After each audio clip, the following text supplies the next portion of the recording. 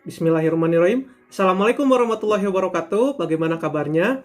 Nah, pada kesempatan ini, perkenalkan saya Gusniawan Koswara akan memberikan materi PLS mengenai sekolah ramah anak dan budaya bersih, sehat, serta protokol kesehatan. Untuk itu, mari kita bahas bersama-sama materi tersebut ya. Nah, pertama kita akan bahas dulu mengenai sekolah ramah anak ya. Jadi kita akan mulai dari definisinya terlebih dahulu. Jadi, sekolah ramah anak ini adalah satuan pendidikan baik formal, non formal maupun informal yang mengutamakan keamanan, kebersihan, kesehatan, kepedulian serta berbudaya lingkungan hidup yang memberikan jaminan untuk memenuhi serta menghargai akan hak-hak anak serta melindungi anak dari kekerasan, diskriminasi, tindakan bullying dan tindakan yang salah yang lainnya gitu. Jadi sekolah ramah anak ini jadi kayak memberikan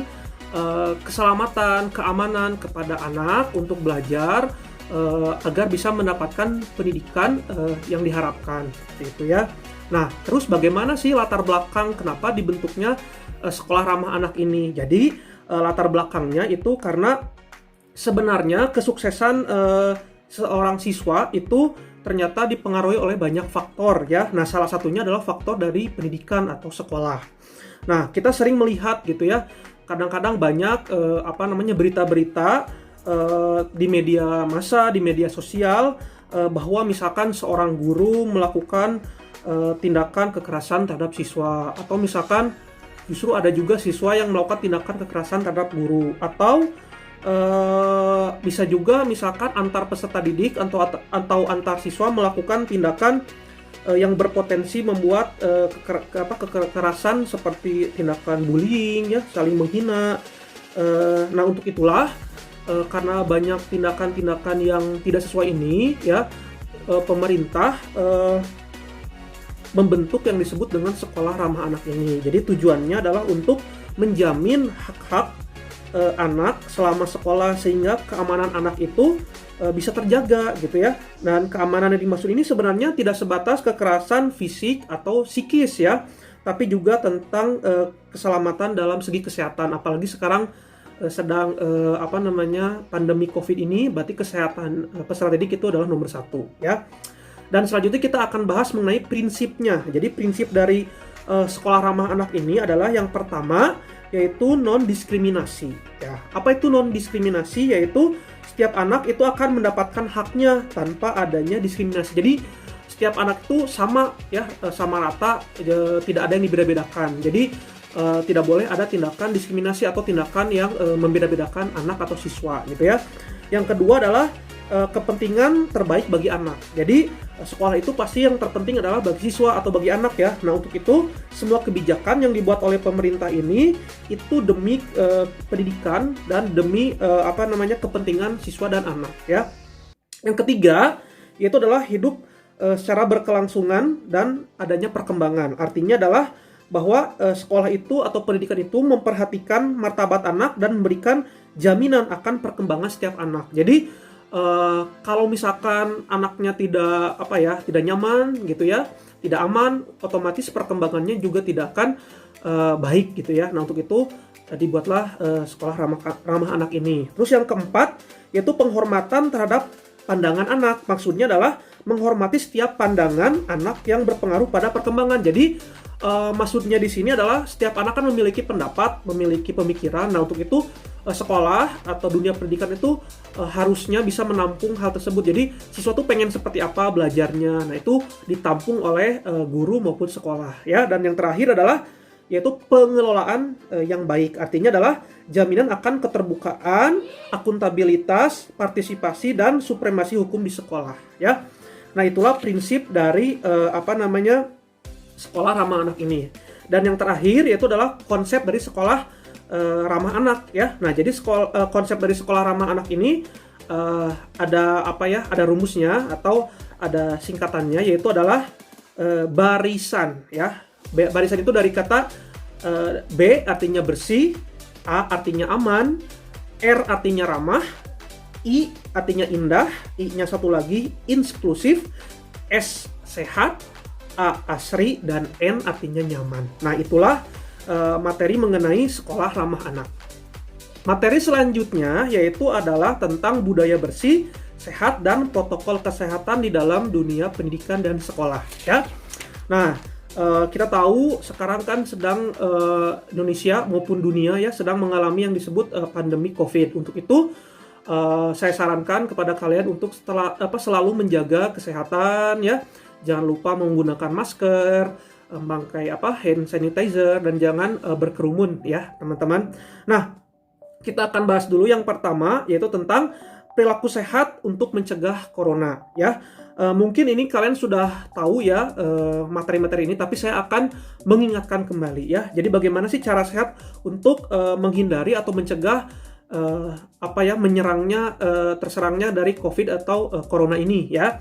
Yang pertama yaitu kita harus makan makanan yang bergizi, yaitu 4 sehat 5 sempurna. Jadi jangan jangan sampai badan kita itu kekurangan makanan, kekurangan cairan, pokoknya imun tubuh itu harus kuat ya teman-teman. Terus yang kedua, pastinya olahraga secara teratur. Nah, kadang-kadang kita makan bergizi tapi olahraganya nggak ada. Nah, kadang-kadang itu kan buat tubuh kita juga metabolismenya itu jadi terganggu gitu ya. Apalagi sedang PPKM seperti ini, tentu saja kita sering banyak di rumah. Nah, untuk itu meskipun kita di rumah, seenggaknya kita olahraga gitu ya. Yang ketiga, ini sering mencuci tangan ya. Nah, jadi setiap kita akan keluar rumah atau akan masuk rumah, setidaknya kita harus cuci tangan dulu ya teman-teman.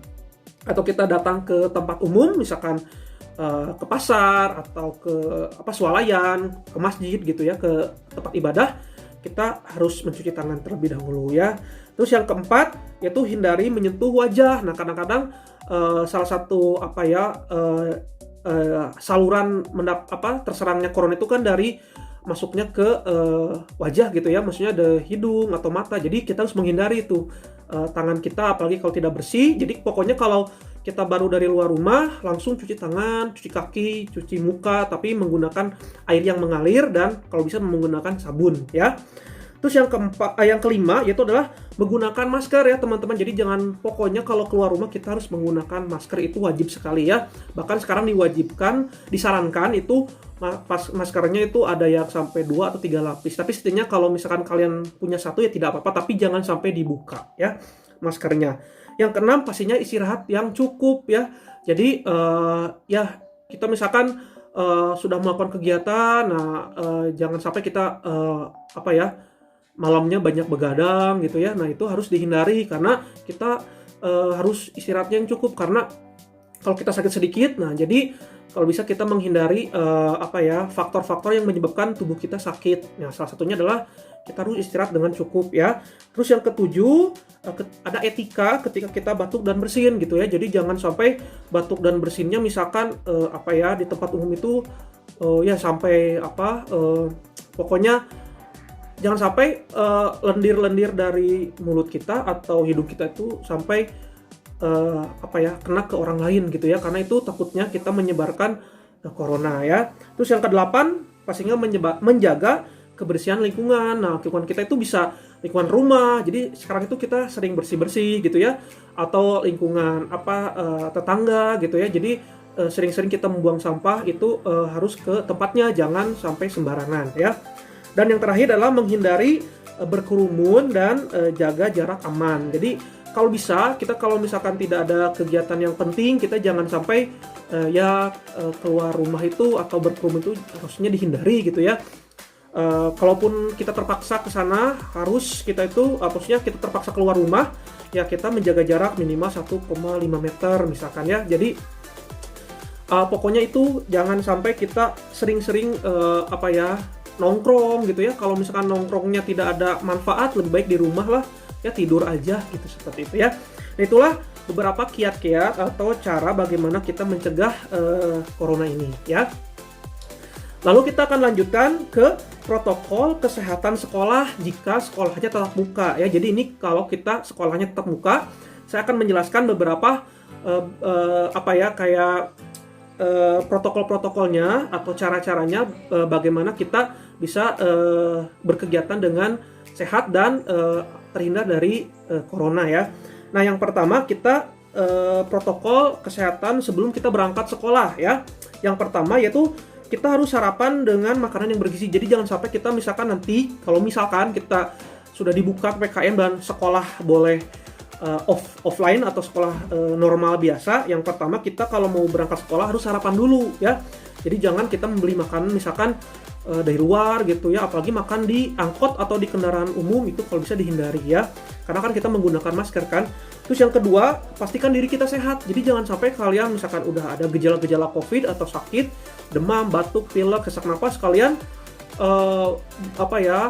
memaksakan diri untuk sekolah. Nah, takutnya kalian bisa jadi OTG dan bisa menularkan ke teman kalian nanti di sekolah ya. Jadi kalau kalian tidak sehat, lebih baik izin aja gitu ya, di rumah saja untuk ketika sudah sehat baru boleh ke sekolah. Terus yang ketiga, gunakan masker tadi ya. Pokoknya masker itu sekarang sudah menjadi kewajiban ya. Menjadi pokoknya kalau kita kalau pakai masker itu ya minimal 1, tapi sekarang kan disarankan oleh pemerintah 2-3 lapis ya. Terus yang keempat, membawa hand sanitizer itu wajib ya. Jadi jangan sampai pinjam ke teman. Jadi kita harus punya masing-masing.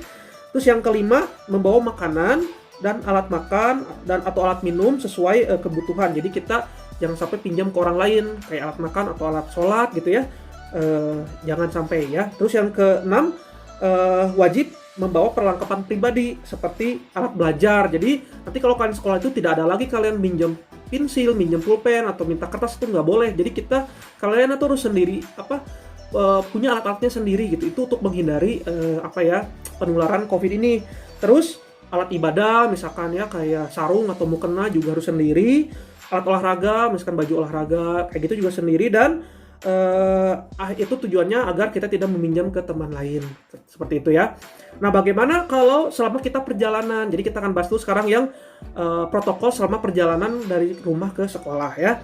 Yang pertama sama tadi ya, gunakan masker, dan kalau misalkan kalian naik angkot atau naik kendaraan umum, kalau bisa cari kendaraan umum atau angkotnya yang tidak penuh ya, karena harus berjarak 1,5 meter itu ya. Terus yang kedua, hindari menyentuh benda-benda ya di kendaraan umum itu, tidak menyentuh hidung atau muka, wajah dan mulut ya. Pokoknya masker jangan dibuka selama kita menggunakan kendaraan umum tersebut. Terus yang ketiga, membersihkan tangan sebelum dan sudah menggunakan transportasi umum. Jadi tadi kan kalau tidak bawa air misalkan ya, ada hand sanitizer. Jadi ketika kita akan masuk ke angkot, kita pakai hand sanitizer. Ketika kita keluar dari angkot juga pakai hand sanitizer itu. Nah, itu ketika selama perjalanan. Lalu bagaimana sebelum masuk ke gerbang sekolah ya?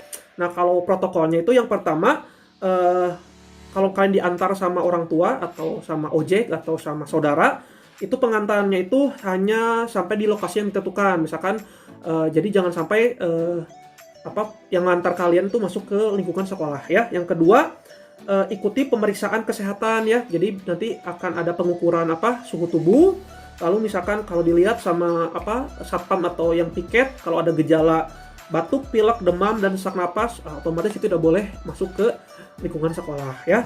Dan yang terakhir, yang ketiga, yaitu adalah lakukan cuci tangan menggunakan sabun sebelum masuk ke gerbang atau masuk ke kelas ya. Jadi nanti akan disediakan di sekolah itu keran air bersama sabun. Nah, jadi ketika kalian akan masuk kelas, cuci tangan pakai sabun. Ketika kalian akan udah selesai belajar atau udah sekolahnya sudah beres, nah kalian juga cuci tangan juga ya. Itu. Dan yang terakhir kita akan bahas mengenai bagaimana protokol selama kegiatan belajar mengajar. Jadi ketika di kelas gitu ya. Nah, yang pertama itu adalah sama ya, yaitu adalah menggunakan masker dan jaga jarak 1,5 meter. Jadi mungkin nanti sekolahnya mungkin ya itu akan dibagi beberapa shift. Jadi nggak mungkin kalian nanti duduknya biasanya kan berdua, nanti mungkin akan satu bangku satu orang gitu ya. Itu kalau misalkan sekolah offline atau sekolah normal itu dijalankan kembali ya. Terus yang kedua, menggunakan alat belajar, alat musik, atau alat makan dan minum itu pribadi, tidak boleh meminjam ke temannya. Yang ketiga, dilarang meminjam peralatan sekolah, tadi ya udah dijelasin. Dan yang terakhir, melakukan pengamatan. Jadi kalian mengamati juga, jika kalian lihat teman atau ada guru atau pokoknya yang ada di lingkungan sekolah ada gejala-gejala COVID, nah kalian harus laporkan ya ke pihak yang berwenang. Untuk maksudnya kayak ke piket atau ke guru kalian. Jadi itu tujuannya biar ya untuk menangani jangan sampai penularan COVID-nya semakin cepat gitu ya. Nah, mungkin itu saja teman-teman materi kita hari ini, yaitu mengenai tadi itu sekolah ramah anak dan budaya bersih sehat serta protokol kesehatan. Semoga materi yang saya sampaikan ini dimengerti dan berguna untuk kalian semua ya. Terima kasih atas perhatiannya. Maaf kalau ada salah-salah kata. Wassalamualaikum warahmatullahi wabarakatuh.